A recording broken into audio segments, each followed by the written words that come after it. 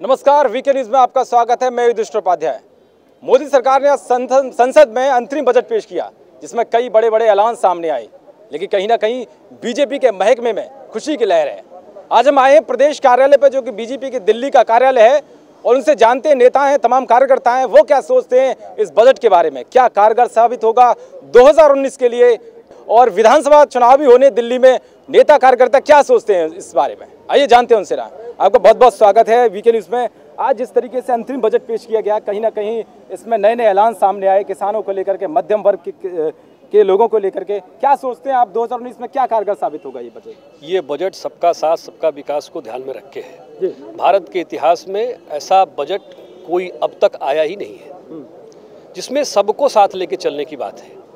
पहली बार 2.5 लाख से 5 लाख करना, टैक्स रिबेट में छूट देना, और अगर आप देखेंगे तो 5 लाख ही नहीं सीमित है, अगर सारा जोड़ेंगे तो 10,35,000 जा रहा है। और 60 साल के ऊपर जो वृद्ध लोग हैं उनको वृद्धा पेंशन देने की बात है। तो ओवरऑल एक पूरे देश के लोगों को सबको जोड़ के चलने का ये बजट है, और अद्भुत बजट है। व्यापारियों को भी हित में ध्यान में रख के बनाया गया है, युवाओं को भी ध्यान में रख के बनाया गया है, महिलाओं को भी ध्यान में रख के बनाया गया, और खास तौर पे किसानों को ध्यान में रख करके तो विशेष तौर से बनाया गया, और छोटे व्यापारियों को ध्यान में रख के बनाया गया। देखिए, बजट का प्रभाव तो श्योर पड़ेगा, इसमें तो कोई शक नहीं है, लेकिन इसके साथ साथ मुझे ऐसा मेरा अपना मानना है कि हम लोग केंद्र सरकार दोबारा पिछली सीट से ज़्यादा संख्या से सीट बढ़ाएंगे हम सरकार, इसमें कोई दो राय नहीं। बिल्कुल। महिलाएं क्या सोचती हैं वो भी हैं यहाँ, और बीजेपी की कार्यकर्ता हैं, तमाम हैं, उनसे बात करते हैं। क्या कारगर साबित होगा 2019 चुनाव में ये बजट? नहीं, 2019 में तो बिल्कुल कारगर साबित होगा, लेकिन हमें सिर्फ चुनाव को केंद्र में रख के हमारे प्रधानमंत्री जी ने ये बजट नहीं निकाला है, क्योंकि शुरू से ही प्रधानमंत्री मोदी जी सबका साथ सबका विकास में ध्यान रखा है। उन्होंने महिलाओं का और विशेष रूप से किसानों का, क्योंकि भारतवर्ष किसानों का देश है, और किसानों को ध्यान में रख के नीतियाँ बनाते रहे हैं। और पहली बार ऐसा हुआ है कि किसानों को, जो सीमांत किसान हैं, उनको एक पेंशन के रूप में लगाओ या पर एकड़ कुछ पैसे दिए जाएंगे, और टैक्स में भी काफी रिबेट मिली है, जो अभी हमारे हरपाल भाई जी ने बताया है। तो पहली बार तो फिर मोदी सरकार महिला आरक्षण बिल क्यों नहीं पारित करती है लोकसभा में?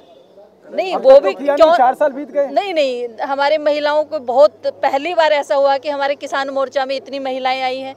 नहीं तो मतलब कृषि करती थी महिलाएं, लेकिन जहाँ भी उन महिलाओं को उनके अधिकारों के लिए आगे आने की बात होती थी, भी किसी भी किसान संगठन में महिलाओं की भूमिका नहीं थी। पहली बार किसान मोर्चा में इतनी महिलाएं आई हैं।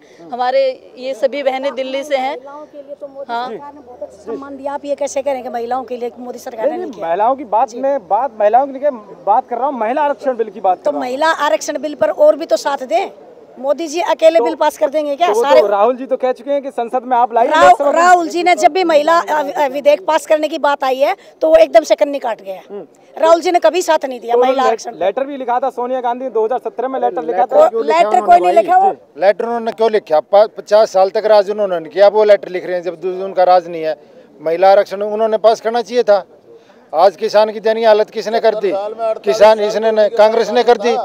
उसको तो गरीब को गरीब रखना चाहते हैं ये तो। नहीं तो अगर किसानों का अगर भला चाहते, 50 साल की इसने राज किया कांग्रेस ने, किसानों की तो दयनीय हालत इन्होंने खराब करी। किसान तो अमीर बना देना चाहिए था कांग्रेस ने अब तक। तो अब की बार जो बजट दिया है मोदी जी ने, ये देश इतिहास। तो किसान तो ये कह रहे हैं कि 6,000 रुपए में क्या होगा, 2,000 तुम 3 बार में दे रहे हैं। 6,000 रुपए में क्या होगा? अब से पहले 6 रुपए भी नहीं दे रहा ना कोई। मोदी जी दे तो रहे हैं ना। सरकार ने किया, आज तक एक भी सरकार ने नहीं किया। किसानों का 1.5 गुना MSP मूल्य अगर रबी फसल और खरीफ फसल पर बढ़ाया तो मोदी सरकार ने बढ़ाया। 4 गुना फसल खराब होने पर मुआवजा बढ़ाया तो मोदी सरकार ने बढ़ाया। जो 50% पर मुआवजा मिलता था उसको 33% किया तो मोदी सरकार ने किया। और जो किसान यूरिया के लिए पुलिस के डंडे खाते थे, उस यूरिया को नीम कोटिंग यूरिया करके और किसानों को यूरिया से निजात दिलाई तो मोदी सरकार ने दिलाई। और मध्य प्रदेश में और राजस्थान में क्या हो रहा है? यही यूरिया के लिए चक्कर काटने पड़ रहे हैं। आधार कार्ड लेके आओ, जब ये उनको यूरिया मिलेगा। अब से पहले जब से मोदी आए कभी किसी भी स्टेट में यूरिया की बात कर रहे हैं, ठीक है, आप मध्य प्रदेश की बात कर रहे हैं। हाल ही में एक घोटाले की बात चल रही है। कमलनाथ सरकार कह रही है कि भाई शिवराज सरकार ने जो है कर्ज, जितने भी किसान थे इन्होंने भी हाल ही में कर्ज माफी की है।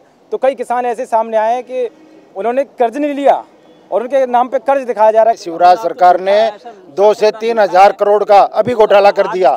जिन किसानों ने कर्ज नहीं लिया उनका कर्जा माफ कर रहे हैं। कर्जा माफ के नाम पर जब उनके 13 वो कहाँ से हो रहा है के चेक पहुंचे हैं, और उनके ये पास 2-2 लाख रुपए की बात हुई थी, खुद 2-2 लाख वो रुपए एक चेक चीज पास को accept कर रहे करेंगे, हैं। लेकिन उन किसानों के पास 13-13 रुपए पहुंचे हैं चेक के नाम पे। 13 तो पहुंचे, ठीक है, लेकिन कह रहे हैं कि शिवराज सरकार में कर्ज लिया गया किसानों के नाम पर शिवराज- और वो 2 से 3 हजार करोड़ रुपए का कर्ज है और लोगों के पीछे अब कोरी जब अफवाह है और झूठ है।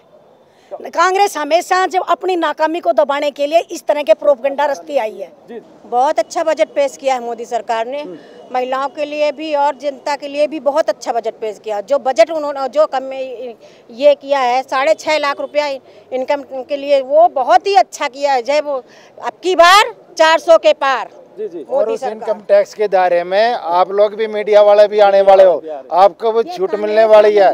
5 लाख रुपए 2.5 लाख से बढ़ा के 5 लाख कर देना, ये एक ऐतिहासिक कदम है। किसी भी क्षेत्र 6.5 लाख तो उसका होगा जो इन्वेस्ट करेगा, 8 लाख तक का जो इन्वेस्ट करेगा उसका ऊपर होगा। तो उसको भी आरक्षण और मेरा छोटा सा सवाल आपसे ये भी है कि 4 साल के अंदर इस तरीके का बजट सामने नहीं आया और चुनावी साल है, तो इतना बड़ा बजट। एक बात बताओ ना, पार्टियां क्या मैं 2.5 मैं बात कर रहा हूँ, जैसे मान लो पिछली बार की आय की बात करूँ तो 2.5 लाख से लेकर के 5 लाख तक था कि भाई टैक्स 10% आपको देना पड़ेगा, लेकिन अब 5 लाख से ऊपर देना पड़ेगा। राजनीतिक पार्टियां भाई थोड़ी बहुत तो राजनीति भी करनी पड़ेगी ना, को हल थोड़ा चला रहे हैं। अब कांग्रेस क्या कर रही है? कांग्रेस ने तो कुछ किया ही नहीं ना। मोदी जी ने कहा था 4 साल तक देश की सेवा करूंगा, 5वें साल राजनीति करेंगे। साल में जो 100 योजनाएं अब ये बेनिफिट जो है, ये बेनिफिट मिलने वाला किसको है? जनता को ही मिलने वाला है ना। राहुल जी के बारे में क्या कहेंगे? जैसे आप संसद में वो थोड़े मुरझाए हुए से लग रहे हैं। ऐसा राहुल जी का जिक्र करना मूर्खता है, आप भी मत किया करो। पप्पू है, पप्पू को बच्चों का काम, जिसको ये नहीं पता संसद में कौन बैठे है उसको जो लिख के दे दिया स्पीकर मैडम, उस दिन आ रहे थे स्पीकर सर, जो लिख के दे दिया वो बोलने वाला इंसान को प्रधानमंत्री अगर बनाएंगे तो इस देश का सत्यानाश हो जाएगा, बेड़ा गर्क हो जाएगा इस देश का। जो प्रधानमंत्री क्या होता है?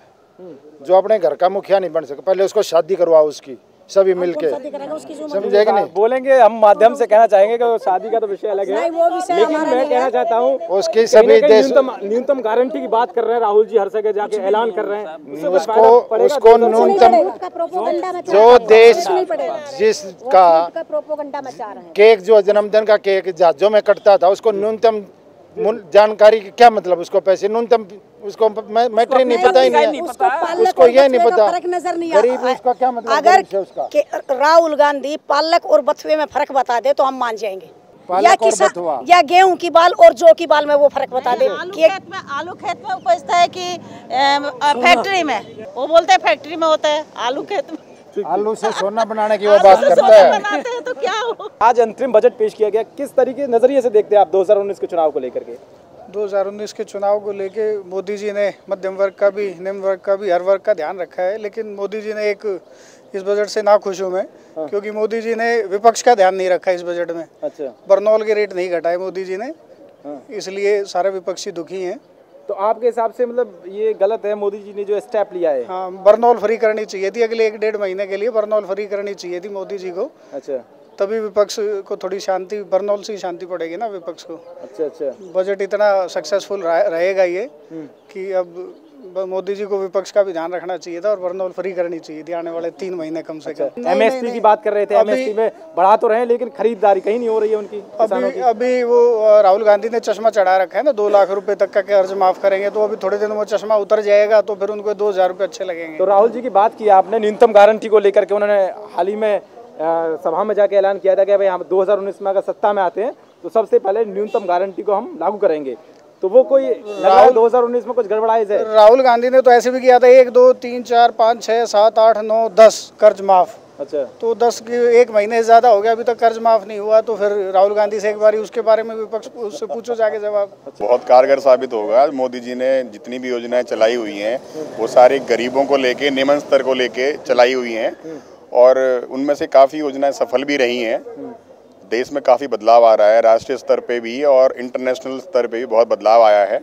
देश का नाम रोशन हुआ है और हम एकदम में कुछ बदलाव नहीं होता। हम चाहें कि 2 दिन में सब कुछ बदल जाए, वो पॉसिबल नहीं है। तो अगर हमें देश में पूरा बदलाव चाहिए, सबका भला चाहिए, तो हमें मोदी जी को दोबारा पूर्ण बहुमत से जिता के 2019 में प्रधानमंत्री बनाना पड़ेगा, ताकि उनके जो बनाए हुए प्रोग्राम हैं, योजनाएं, वो अच्छी सफल हों, कारगर साबित हों। और अगर सरकार बदलती है तो उससे जनता को नुकसान होगा, क्योंकि काफ़ी सारी योजनाएं जब सरकार बदलती है तो वो उन योजनाओं को दोबारा से रोक देती है और अपनी लंबित हो जाती हैं, पेंडिंग हो जाती हैं, और अपनी योजनाएं वो अलग नाम बदल बदल के चलाते रहते हैं। तो जनता आज जो विकास देखने को मिल रहा है वो विकास सारा रुक जाएगा। इसलिए हम चाहते हैं कि अगर देश को तरक्की के राह पे चलाना है तो 2019 में पूरे बहुमत के साथ मोदी जी को जिताना पड़ेगा। इस बजट को जो है विपक्ष जुमलेबाज साबित विपक्ष का तो काम है कि कुछ भी आप करो उसमें बुराई निकालना। कह रहे हैं ऐसा बजट कभी पेश नहीं किया गया था जिस बार जो किया गया चुनावी साल इसलिए किया है। वो तो उनको पता है ना कि हम इसकी बुराई नहीं करेंगे तो जनता खुश है। वोट जनता को देनी, विपक्ष को नहीं देनी है। जनता इस बजट से खुश है और इस बजट का असर आपको मई में जो चुनाव होंगे उसमें देखने को मिलेगा, जब 350 से ऊपर बीजेपी जीत के आएगी। बिल्कुल ये बजट पास है। मोदी जी ने देश में पहली बार, इतिहास में पहली बार ऐसा बजट पास हुआ है जिससे नीचे वर्ग से लेकर ऊंचे वर्ग को सबको फ़ायदा होगा। और ये फ़ायदा हमें सीधा सीधा 2019 में गया, 2022 में भी पूरा फ़ायदा मिलेगा इसका हमें।